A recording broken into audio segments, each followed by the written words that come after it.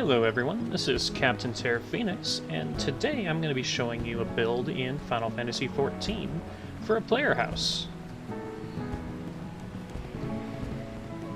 So let us go and check it out.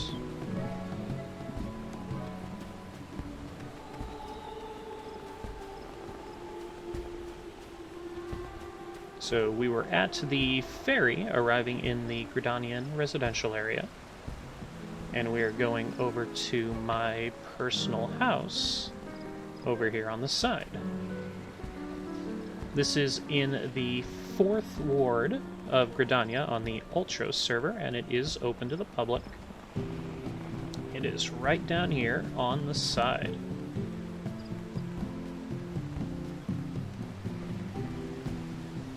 Turn the HUD back on. It is plot 37 in the 4th ward.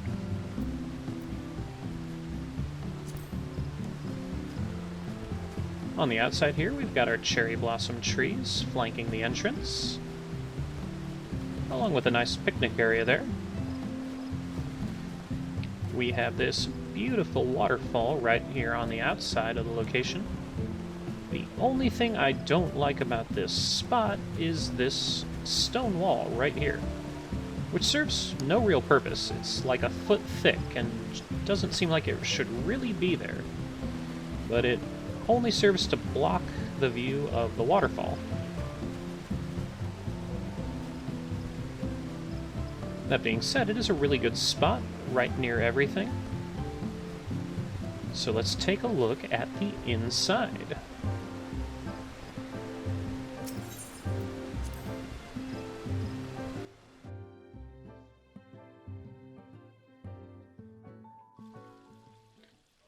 Turning my HUD back off. So, here is the main entranceway. Let me just zoom in. So this is what people would be looking at when they first enter my house. My friends and I use this as a gathering area, so it serves as kind of a guild hall. We have vendors flanking the sides, and we have made copious use of clipping in order to make sure everything lines up. Over here we have a little breakfast area, along with the banners of the major settlements, as well as one that you get later on through the story. You can get back in here. You've got kitchen area. Over here is the job board posting.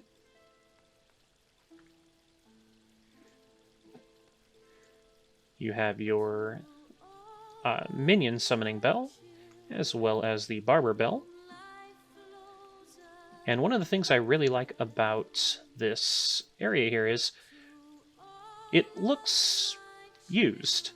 So normally the desk is just the desk. We had to put everything on top of here, the books, the flowers, and all of these little pieces of parchment. There's all kinds of little lived-in touches you can put in these houses. We've also got that pile of books in the back. Make it look like they're doing a lot of research here. We've got 2 little fountains there and the map of Eorzea, as well as one of the recent rewards from the Rising event.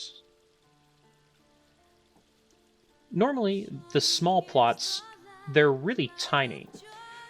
Contrary to what you might think, it actually is a lot easier to make them look bigger by segmenting them. So by making smaller areas, it makes the building as a whole feel larger. We have lined up these pillars with the natural cross sections on the ceiling. You can see that they have those wooden crosses segmented into 9 areas. So I just lined up the walls with those natural segments on the roof to get that nice patterning up there. It also, if I remove the carpet, gives you a really nice pattern on the floor. It matches up perfectly with these little diamond shapes. Going through the door here into the lower section, and again, all of this is player made, player built. The house itself is just the 4 outer walls. Everything else has to be put in by hand.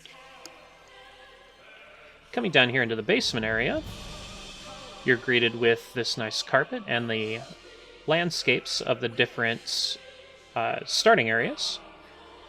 Now all of this, and you can see this little graphic glitch here, was put in manually. So normally, everything in this cutout section I'm highlighting is open. There isn't anything blocking off the slower area. But we wanted a nice little study area, so I put in some walls, and they did have to overlap a little given those texture glitches. But in here, you have the radio, which is blaring in the background right now. We basically have all of the starting themes for the various expansions playing through here on a loop to match up with our main decoration. These 4 massive paintings. So these represent the 4 expansions. So we have A Realm Reborn, the 2.0. We have Heavensward. We have Stormblood, and then Shadowbringers. Ignore the Christmas tree. It is always Christmas in this guild.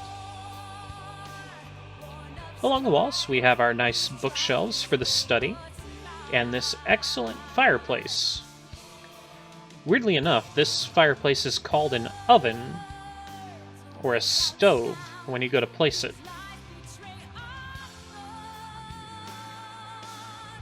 For those that are current on the story, the little sandwich basket is given pride of place here on the coffee table.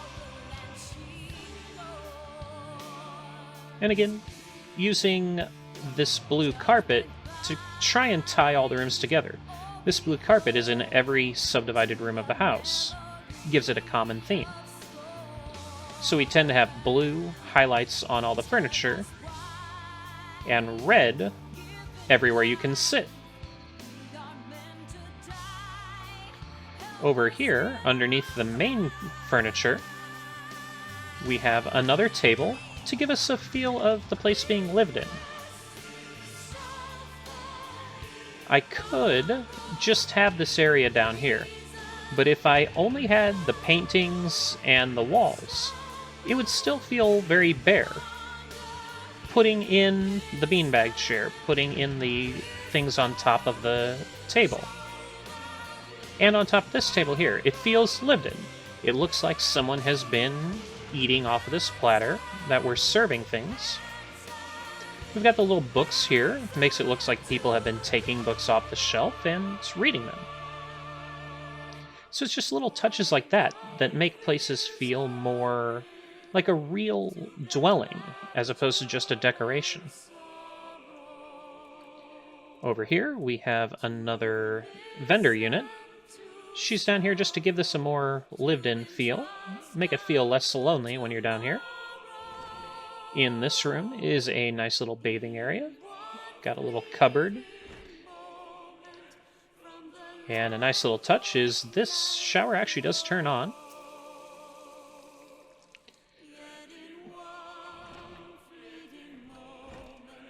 Over here is my bedroom for my character. We have a nice little fish tank that we can look at. On the walls, we have posters that you get throughout various events in the game. Nice, messy cupboard over there. Oh yeah, that. So, good time for the music to change, ironically enough. This is my little poster area. For those that are not current in the story, you can ignore this. For those who are current in the story, you know exactly what this is.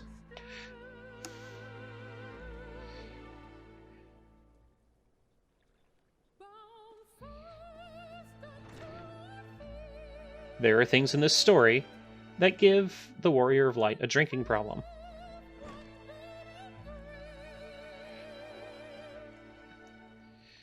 So going back upstairs,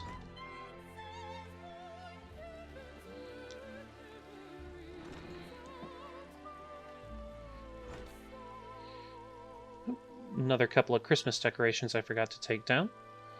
But yeah, they give you a lot of personal items in the main story that are really good for decorating the house.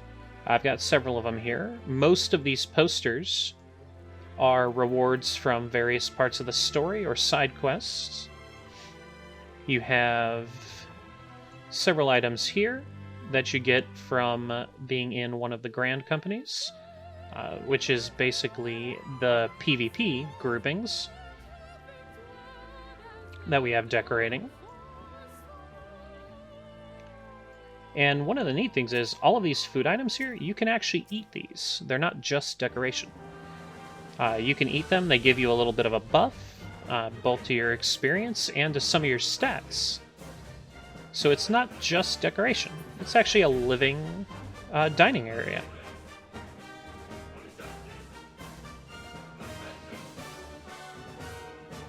So that's about all we have for the inside area. Heading back to the outside area, I need to turn my HUD on really quick. Well, actually, before I head out there, these guys actually do serve a purpose beyond just decoration, so you can buy a bunch of stuff from them. This one is my absolute favorite one because it lets you repair your gear without having to run out to one of the other vendors. And this one has come in handy because you can buy a large number of the things I have decorating this house. Just the junk items that make it feel lived in. You can recognize a whole bunch of things here that have just been lying around my house. And it looks like we might actually have some newer ones on here I'm not as familiar with. But it is very easy and relatively cheap to decorate and make the place look lived in. Some of the fancier things that you can't buy at a vendor can get pretty expensive. But even without going to the player-made items, like the doors and the pillars, you can get a fairly well-decorated house, something that looks lived in, for a pretty good budget. I mean, you can make a lot of money in this game right now. So when you're looking at decorations that cost 1,000 gil, it's not really that expensive.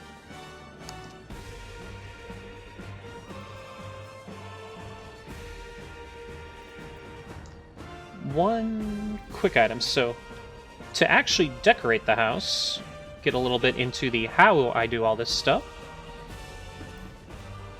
It's the little housing tab here.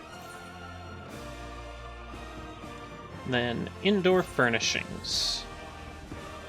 So one little trick that I do want to share with everybody before I head outside is this little button here. It defaults to off, meaning that when you move things around, and if you do something accidentally like that, like I just did, right click and it'll reset to where it was. But let me actually grab something here. So by default, you can move these around freely, which is great if you want fine control on where you want the thing to be, if you want it just kind of peeking over the edge. However, if you want things to be lined up evenly, like I have my two flower vases, or these pillars or walls, snap to grid means that there's a little grid, and it's a pretty fine grid, that'll let you line them up. Makes it a lot easier if you need any amount of symmetry, because I can't tell you how long I spent trying to get these pillars lined up before I figured out the grid was there. So a nice little tip if anyone's looking to decorate their own house.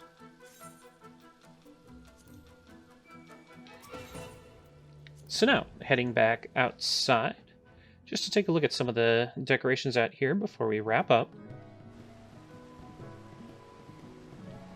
Turn off the HUD. So, even the small houses have a good amount of decoration available for you. You can put down one follower, and you get a lot more when you get to the bigger houses. And several decorations. So I've got my cherry trees out here, I got my picnic area, got a little fountain from Heavensward, and my outdoor bath here, with a nice view of the waterfall. Because this corner isn't blocked by the rock. Rock, you are my nemesis. I want you to go away. Why won't you go away?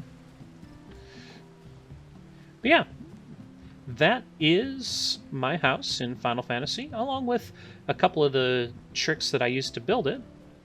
I hope everyone enjoyed this little walkthrough of my Final Fantasy build, and have a wonderful day.